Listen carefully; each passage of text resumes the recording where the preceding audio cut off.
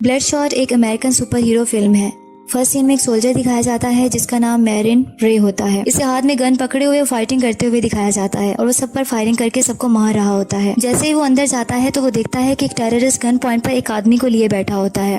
वो रे को देखकर कहता है कि अपनी गन को नीचे फेंक दो। उसके बाद रे कहता है कि तुम्हें क्या चाहिए, तो वो हेलीकॉप्टर की डिमांड करता है। इस पर रे कहता है अगर तुम्हें हेलीकॉप्टर चाहिए तो मुझे फोन करने दो। जैसे ही वो टेररिस्ट फोन की तरफ इशारा करता है तो मौका पाकर रे इस पर फायरिंग करके इसे मार देता है और वो आदमी जो गन पॉइंट पर था बच जाता है। नेक्स्ट सीन एविएंटो एयरबेस से शुरू होता है। बहुत से सोल्जर्स एयरक्राफ्ट और हेलीकॉप्टर से उतर रहे होते हैं, जहाँ मैरिन रे ऊंची आवाज में बोलता है कि कोई भी मिशन बहुत मुश्किल नहीं होता और ना ही कोई कुर्बानी बहुत अजीम होती है और सब ड्यूटी फर्स्ट की आवाज लगाते हैं। इसी तरह रे पास खड़ी अपनी वाइफ से मिलने चला जाता है। ये एक कामयाब रेस्क्यू ऑपरेशन होता है और ये अपनी वाइफ के साथ इटली में मुंबासा में चला जाता है जहां वो अपनी छुट्टियां गुजारते हैं। लेकिन अनलकीली वहां इनको किडनैप कर लिया जाता है मार्टिन एक्स की तरफ से। एक्चुअली मार्टिन एक्स मुंबासा की हॉस्टेज ऑपरेशन के बारे में मालूमात इकट्ठी करना चाहता है और वो इससे बहुत कुछ पूछता है, लेकिन रे कहता है कि तुम मुझसे कुछ भी नहीं पूछ सकते हो, लेकिन मैं इस बारे में कुछ नहीं जानता। इसके बाद रे अपनी वाइफ को कहता है कि सब कुछ ठीक हो जाएगा, लेकिन किडनैपर कहता है कि अब कुछ ठीक नहीं होगा। वो इसकी वाइफ का मर्डर कर देता है। रे बहुत स्ट्रेस में आ जाता है और चिल्ला कर कहता है कि मैं कसम खाता हूँ कि मैं तुमसे फाइट करूंगा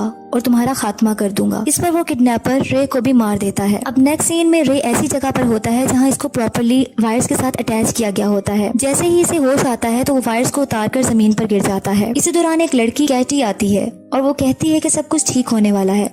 फिर एक नया किरदार डॉक्टर हार्टिंग सामने आता है जो कि रे को welcome to Rising Spirit Technology कहता है और बताता है कि मैं डॉक्टर हार्टिंग हूँ और कहता है कि तुम्हारा जाग जाना एक बहुत बड़ा फिनोमिना है। उसके बाद वो रे को बताता है कि यूएस मिलिट्री ने तुम्हारी बॉडी को हमें डोनेट कर दिया है और तुम मर गए थे। एक्चुअली डॉक्टर हार्टिंग इसको सुपर पावर के तौर पर इस्तेमाल करने के लिए लाता है और अपनी ऑर्गेनाइजेशन में इसको अपने हथियार के तौर पर बना लेता है। डॉक्टर हार्टिंग कहता है तुम पहले हो जिसको हमने कामयाबी से वापस लेकर आए हैं और बहुत ही खूबसूरती से ये हुआ है। तुम पहले हो जिसको सेकंड चांस मिला है। डॉक्टर हार्टिंग इस आदमी को बताता है कि हम यूएस मिलिट्री के लिए एक कीमती एसेट बिल्ड कर रहे हैं और हमारे पास एक्सपर्ट्स हैं जो कि सोल्जर्स को तेज और ज्यादा ताकतवर बना देंगे। फिर वो डॉक्टर हार्टिंग एक्सपेरिमेंट करता है।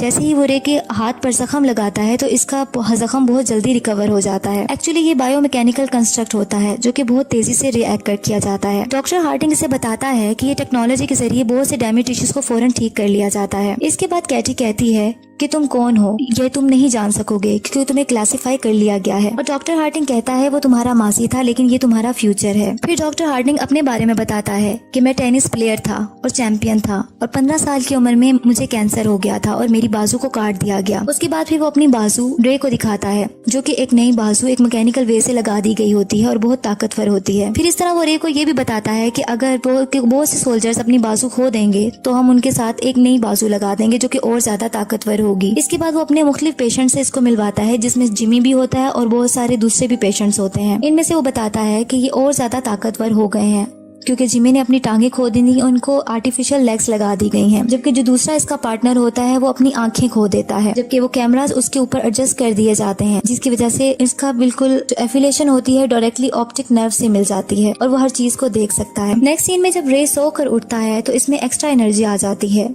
वो पिलर को पंच करके बहुत ज्यादा पंच करता है लेकिन इसके हाथ को कोई नुकसान नहीं पहुंचता, बल्कि पिलर टूट जाता है और वो हैवीएस्ट डंबल भी आसानी से उठा लेता है। फिर वो कैटी से मिलता है जो कि स्विमिंग कर रही होती है और कहता है कि ये नाइटमेयर है कि मेरे पास मेरी मेमोरीज नहीं है। फिर कैटी इसको ड्रिंक देती है। जैसे ही वो ड्रिंक पीता है तो इसके माइंड में फ्लैशबैक चलने लगता है और इसको इसकी वाइफ का मर्डर और इसकी वाइफ की सारी मेमोरीज आना शुरू हो जाती हैं। वो गुस्से से टेबल पर अपना हाथ मार देता है और फिर जल्दी से बाहर निकल जाता है अपना बैग लेकर। डॉक्टर हार्टिंग कैमरा के थ्रू सब कुछ देख रहा होता है और कहता है ये कहाँ जा रहा है। वो अपने असिस्टेंट को कहता है कि चैनल को जल्दी से ओपन कर दो। फिर वो रे से पूछता है कि तुम कहाँ जा रहे हो।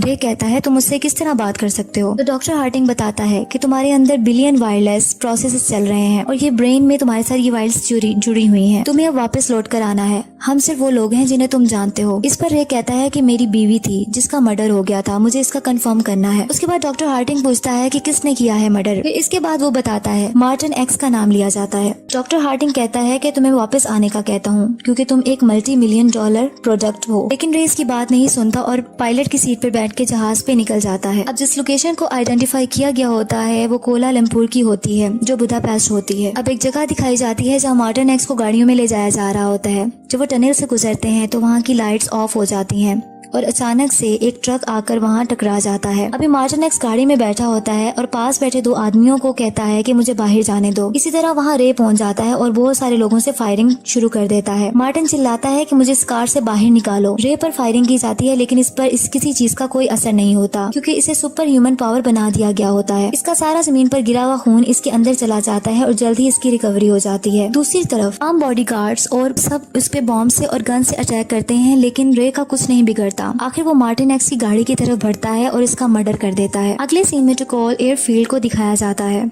जहाँ रे अपनी जीप में वहाँ जाकर पहुँच जाता है। वहाँ साइंटिस्ट के पेशेंट जिमी, मार्कस एंड केटी उसका वेट कर रहे होते हैं और उसको दोबारा लेबोरेटरी में वापस लाया जाता है। वो केटी को बताता है जिसने मेरी वाइफ का कत्ल किया था, मैंने इसे मार दिया है, मैंने अपना काम कर लिया है। और अब सब रे को लेकर ही प्रोग्रामिंग के लिए राइजिंग स्पिरिट में वापस ले आते हैं। लेबोरेटरी में रे के ऊपर फिर काम किया जाता है और इसकी मेमोरी को वाइप आउट भी किया जाता है। हकीकत में डॉक्टर हार्टिंग इसकी वाइफ की डेथ के मुतालिक फॉल्स मेमोरीज को डाल रहा होता है जो कि बहुत ही गलत मेमोरीज होती हैं जो इसकी प्रोग्रामिंग का हिस्सा बना दी जाती है क्योंकि राइजिंग स्पिरिट में राइवल्स को खत्म करने के लिए रे की मौजूदा मेमोरीज को खत्म कर दिया जाता है और उसको दोबारा रिप्रोग्राम किया जाता है। अब डॉक्टर हार्टिंग कैटी से बात करता है और वो कहती है कि हम इसकी मेमोरी को वाइप आउट करने जा रहे हैं। डॉक्टर हार्टिंग कहता है कि जो हमने किया है वो एक मकसद के तहत था, जिससे पता चलता है कि हार्टिंग रे को अपनी मर्जी से इस्तेमाल कर रहा होता है एक वेपन की तरह। अब हार्टिंग का अगला टारगेट निक बैरिस होता है जिसको रे के जरिए मरवाना होता है। जबकि सीन में केटी कहती है कि रे एक सोल्जर है लेकिन हार्टिंग कहता है ये एक डेड सोल्जर है जो ये डिजर्व करता है। अब रे की वाइफ गिना का किलर उसके माइंड में उसका नाम निक बैरिस को सेट कर दिया जाता है और इसका नेक्स्ट टारगेट बैरिस होता है। अब दोबारा रे गाड़ी लेकर निकल जाता है और डॉक्टर हार्टिंग अपनी प्लानिंग के मुताबिक दोबारा अपने वर्ड्स को रिपीट करता है, जैसा कि तुम कहाँ जा रहे हो, हम ही लोग हैं जो तुम्हें जानते हैं। फिर पूछा जाता है तुम किसके पीछे जा रहे हो, लेकिन इस बार बताया जाता है कि निक बैरिस के पीछे जा रहा हूँ। अब रे एयरक्राफ्ट के जरिए ईस्ट सुसेक्स इंग्लैंड में पहुँच जाता है जहाँ बैरिस होता है। बैरिस अपने ऑफिस में काम कर रहा होता है। इसी दौरान इसका प्रोग्रामर विल्किंस एक केस लेकर आता है जिसमें EMP बॉम्ब होता है। इस पर डॉक्टर हार्डिंग अपने कैमरा के थ्रू सब कुछ देख रहा होता है। ये सब पर अटैक करना शुरू कर देता है। थोड़ी देर में रे बैरिस के पास पहुंचता है और कहता है कि तुमने मेरी वाइफ का मर्डर किया है। इस पर बैरिस कहता है ये झूठ है जो तुम नहीं समझ रहे हो। रे जाने के लिए रे उसका मर्डर कर देता है और फिर बाहर चला जाता है और जाकर बेहोश हो जाता है। वो बेहोश हो जाता है तो उसको विगन्स जो इसका प्रोग्रामर था बैरिस का, वो उसको अंदर ले जाता है।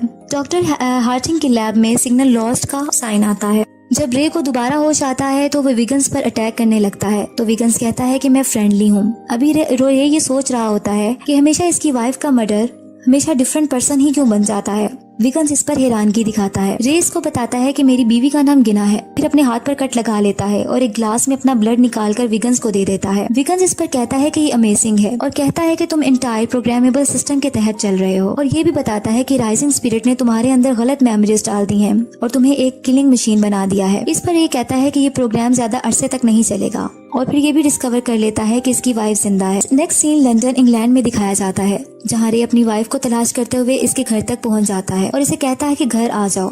इस पर गिना कहती है कि तुम्हें क्या हुआ है, ये तो सब कुछ सेटल हो गया था, अब मेरी एक फैमिली है। रे पूछता है कि आखिरी बार हम कब मिले थे, जिस पर इसकी वाइफ बताती है कि 5 साल पहले। ये सुनकर रे बहुत हैरान हो जाता है। फिर रे वहाँ से चला जाता है और बहुत रोता है। वो गाड़ी में जा रहा होता है। जिमी और इसका साथी अपनी गाड़ी लेकर रे की गाड़ी को बहुत बुरे तरीके से हिट कर देते हैं और इस तरह इस पर फायरिंग भी स्टार्ट कर देते हैं। रे को जैसे ही बुलेट लगती है तो इसका वो जिस्म का हिस्सा ब्लू हो जाता है और वहाँ से रे एक चिप निकालता है और भाग जाता है। जिमी अपने साथी के साथ इसको ट्रैक करने की कोशिश करता है। जैसे ही वो बुलेट्स को हवा में फायर करता है तो वो कैमरास बन जाती हैं जिससे रे की लोकेशन का पता चल जाता है। रे पर फायरिंग की जाती है लेकिन रे एक पुलिस कार से गन्स को छीनकर फायरिंग स्टार्ट कर देता है। अब जिमी के साथ इसकी फाइट चल रही होती है और ये पब्लिक रोड पर गिर जाते हैं। इसी दौरान एक ट्रक आता है जो कि इन दोनों के ऊपर से गुजर जाता है जिसमें से रे को कुछ नहीं होता और इसकी रिकवरी हो जाती है, जबकि जिमी की टांगें अलग हो जाती हैं जो कि आर्टिफिशियल होती हैं। थोड़ी देर में जिमी इसकी बैक में एक डिवाइस को स्टैब कर देता है जिससे दोबारा वो रे बेहोश हो जाता है। अब कैटी रे के लिए थोड़ा फ्रेंडली बन जाती है, जबकि लैब में जब डॉक्टर हार्टिंग इसको कुछ कमांड्स देता है विगन्स के बारे में तो वो नहीं मानती। इस पर वो उसकी ब्रीथिंग सिस्टम को रोक देता है जिससे कैटी की तबीयत खराब हो जाती है और उसके बाद वो मान जाती है और विगन्स को ढूंढने निकल जाती है। नेक्स्ट सीन में कैटी सोहो लंदन में होती है और वहाँ पहुँच जाती है जहाँ विगन्स होता है। वो स्मोकिंग के लिए विगन्स से लाइटर मांगती है और जैसे ही स्मोकिंग स्टार्ट करती है तो उसका स्मोक विगन्स के अंदर जाता है और वो बेहोश हो जाता है और इस तरह इसके साथियों से इसके बॉडीगार्ड से लड़ाई कर उनको मार देती है। अब रे को जब होश आता है तो डॉक्टर हार्टिंग के पास होता है। रे कहता है कि तुमने मुझे इस्तेमाल किया और मुझसे कत्ल करवाए,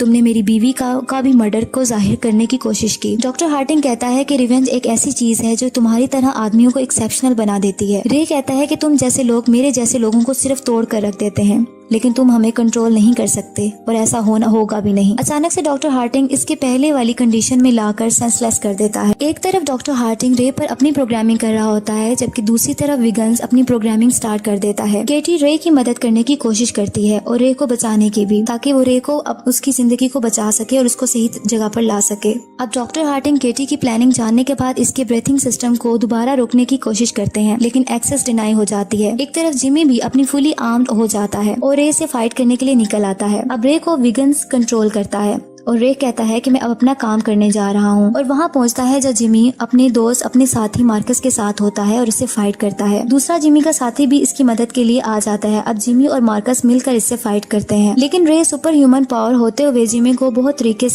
बुरे तरीके से हर्ट कर देता है और एक जिमी का पावरफुल हैंड को इससे अलग कर देता है। और जहाँ डॉक्टर हार्टिंग भाग रहा होता है, उसका वो हैंड उसकी गाड़ी में जाकर लगता है, जिससे उसकी गाड़ी रुक जाती है। अब रे डॉक्टर हार्टिंग की तरफ बढ़ता है और डॉक्टर चिल्लाता है कि मैं सिर्फ अकेला था जिसने तुम्हें रीबिल्ड किया, अगर मैं नहीं हूँगा तो तुम भी सरवाइव नहीं कर सकते। लेकिन रे मुसलसल गुस्से से डॉक्टर की तरफ बढ़ता जाता है। डॉक्टर हार्टिंग अपने वेपन्स को निकालता है और रे पर अटैक कर देता है, लेकिन वो बुलेट रे अपने हाथ से रोक लेता है। कैटी दूसरी तरफ विगन्स के साथ बराबर रे की बॉडी और माइंड को कंट्रोल किए हुए होती है। रे पर अब बहुत सी चेंजिंग्स आती रहती हैं और रे हाथ में पकड़े हुए बॉम्ब को जमीन पर गिरा देता है, जिस पर बहुत बड़ा ब्लास्ट हो जाता है और डॉक्टर हार्टिंग की भी डेथ हो जाती है। नेक्स्ट सीन में जब रे की आंख खुलती है तो वो पूछता है कि मैं कहाँ हूँ, तो विगन्स इसे रिलैक्स बोलता है और पूछता है कि अब तुम कैसा फील कर रहे हो। इसके बाद कैटी बाहर बैठी होती है और वो रे विगन्स को थैंक यू बोलकर कैटी से बाहर मिलने चला जाता है।